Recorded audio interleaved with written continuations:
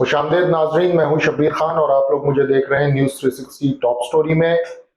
एक किरदार था जो आज से 1.5 महीने पहले मेहदी अली काज़मी साहब के घर पर भी पहुंचा, उनकी फैमिली को हरासा भी किया, फिर वो एक मर्तबा या 2 मर्तबा अदालत में भी पहुंचा। उसने बच्ची से डायरेक्टली बात करने की कोशिश की, उससे चुपते हुए और वरगलाते हुए सवालात किए और वो मशहूर हुआ कराची में उन 1.5 माह के अंदर ऐनक वाला जिन के नाम से। वो किधर गया जो कि हर वक्त ज़हीर अहमद के कसीदे पढ़ता था, शब्बीर अहमद के कसीदे पढ़ता था, उनकी बेगुनाही की गवाही देता था और कस्में खाता था।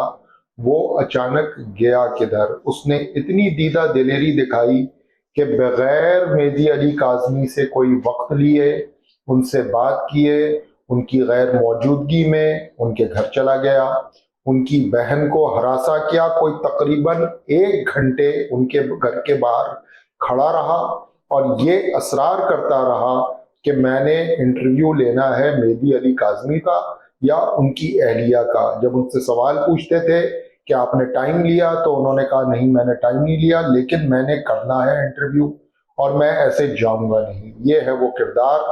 वो मुस्तकिल मुतहर्रिक होता था अदालत में। जब जब वो पिछले 1.5 महीने में पेशियां होती थीं ज़हीर अहमद की, शब्बीर अहमद की, या 2 मरतबा जब मुग़विया बच्ची आई, ज़हीर अहमद के वकला की एक खास रवाबित थी, रब्त था ऐनक वाले जिन के साथ। उसने वीडियोस क्यों करना बंद कर दी, खास तौर पर ज़हीर अहमद को बेकसूर साबित करने के लिए जो वीडियोस उसने करनी थी, और वो करता था, मुसलसल करता था, यहाँ तक कि उसकी मोहब्बत में वो कराची आ गया।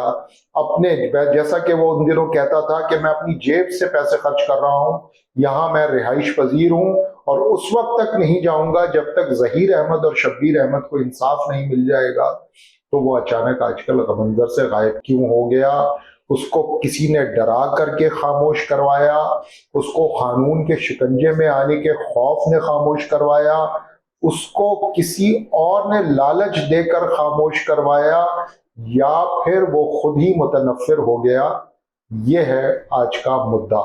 लाहौर का वो रिहायशी है, उससे पता ये चला है कि वो बेचारा बड़ा मायूस है आजकल। मायूसी की 2-3 वजूहात हैं जो कि ज़ाहिरन नजर आती हैं, गो कि उसने खुद तस्लीम नहीं किया कि वो क्यों मायूस है। मायूस जरूर है, बकौल उसके वो दिल बर्दाश्ता है।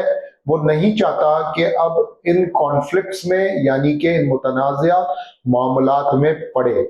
लेकिन ऐसा क्यों हुआ कि 1.5 महीने पहले एक आदमी की मोहब्बत में, उसके साथ रहमदिली में, कोई शख्स एक शहर से दूसरे शहर आ जाए, अपने पैसे खर्च करे, दर बदर भागता फिरे कि किसी तरह ज़हीर अहमद मासूम ठहरे, वो क्यों दिल बर्दाश्ता हुआ? तो उसकी 2-3 वजूहात हम आपको बता देते हैं।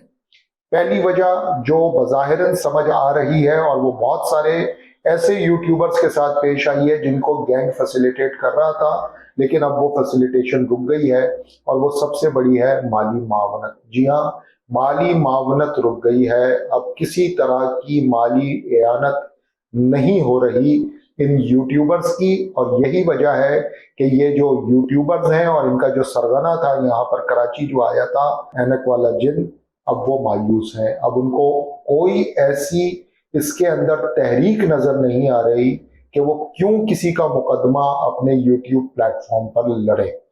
दूसरा मामला जो कि हमारे बहुत ही मुसद्दका जराए बताते हैं, वो ये कि आपस की चपकलिश हो गई है 2 ग्रुप्स के दरमियान यूट्यूबर्स के।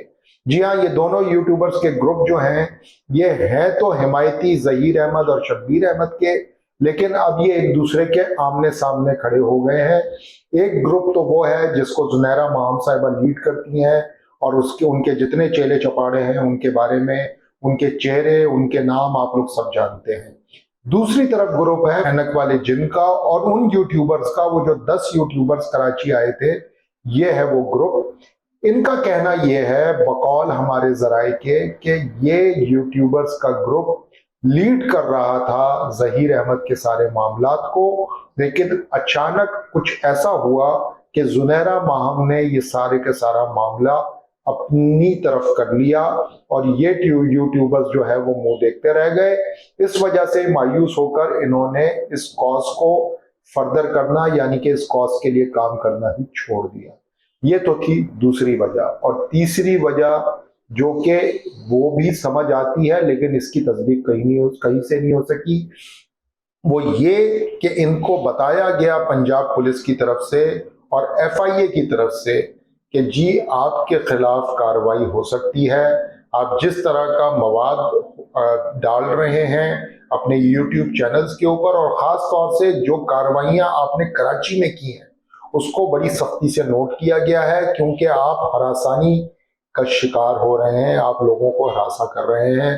آپ اس بچی کو 2 مرتبہ ہراساں کر چکے ہیں. جب وہ عدالت آئی ہے وہ آپ سے کنی کترا کے بھاگ رہی ہے اور آپ اس کے پیچھے پیچھے چیخ کے سوالات کر رہے ہیں. یہ آپ نے کیا. دوسرا، آپ اس کے گھر پہنچ گئے اور اس کے والد، اس کی والدہ، اس کی پھپھو سبوں کو ہراسمنٹ کا نشانہ بنایا. اس لیے آپ کے خلاف ایف آئی اے کی کارروائی بھی ہو سکتی ہے. تو یہ تھی 3 وجوہات جو کہ بظاہر نظر آتی ہیں. جب ہمارے ذرائع نے فرحان سے بات کرنے کی کوشش کی تو اس نے 2 چیزوں کو تو بالکل سیدھے سیدھے ڈینائی کر دیا. اس نے یہ کہا کہ جی مجھے کوئی دھمکی نہیں آئی کسی پولیس کی طرف سے، پولیس نے مجھے کبھی کچھ نہیں کہا. ہاں، دوسری بات جو ہم سمجھ رہے ہیں وہ یہ کہ جی 2 گروپس متحارب ہو گئے، دونوں یوٹیوبرز کے گروپ.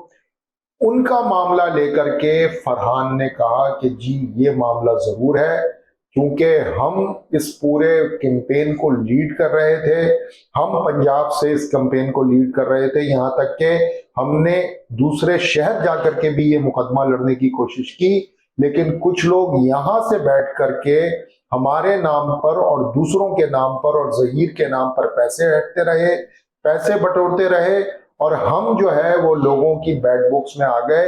اس لیے ہم پیچھے ہٹ گئے. اور ان کا یہ بھی کہنا تھا کہ اب اور بھی ایشوز ہیں کرنے کے لیے، صرف ساری زندگی ہم نے ظہیر احمد اور شبیر احمد کا مقدمہ ہی تو نہیں لڑنا، تو ضروری یہ ہے کہ ہم کسی اور ایشو پہ فوکس کریں. ہاں، اگر کوئی بڑی پیش رفت ہوگی تو ضرور ہم اس کو اوپر دھیان دیں گے، لیکن فی الحال ہمارا فوکس کچھ اور دوسرے ایشوز پہ چلا گیا ہے. تو آج میں نے آپ لوگوں کو یہ بتانا ضروری سمجھا کہ اینک والا جن کدھر ہے. اینک والا جن لاہور میں ہے، جہاں سے آیا تھا وہیں واپس پہنچ گیا ہے. لگتا ہے فی الوقت اس نے ظہیر احمد کی وکالت سے توبہ استغفار کر لی ہے. دیکھتے ہیں کہ آنے والے دنوں کے اندر یہ جو 2 متحارب یوٹیوبرز کے گروپ ہیں یہ آپس میں ان کی جنگ اور کتنے آگے جاتی ہے. ابھی تو خاموش جو ہے وہ ایک طرح سے جنگ جاری ہے. آج کے لیے اتنا ہی. مجھے اجازت دیجیے. خدا حافظ.